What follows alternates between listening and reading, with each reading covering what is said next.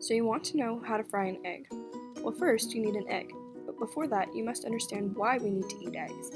They are a very sacred and holy food that date back to the second beginning of the world, when the earth flooded and the only two surviving humans had a child that looked like an egg, and they hacked it to pieces.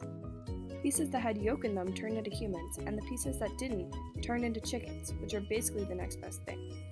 Therefore, every time you eat an egg, your soul becomes more whole, and if you don't eat any eggs, you could contract weak bones or vitamin B deficiency from your lack of soul. You might be wondering, why were they the only two surviving humans?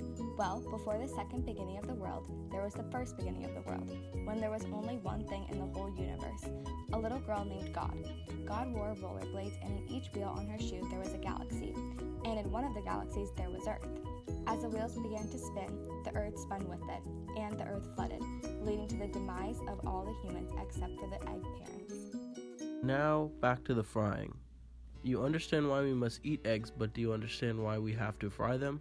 Well, since each yolk is part of a human soul, if you don't cook it before you eat it, it's very dangerous because a human could spawn in your stomach. Therefore, you must crack the egg into a pan and turn on fire until you hear the sizzling sound that is the soul escaping the egg back into the universe.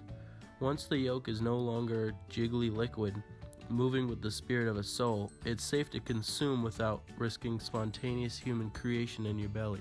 Did you get all that? A little girl wearing rollerblades started a blade which turned the wheels, which contained galaxies, which contained the earth, which led to a giant flood, which led to an egg baby hacked into pieces, which turned into humans, which is why we have to cook eggs with fire. Now you want to know why we have fire? Well, that's a story for another time.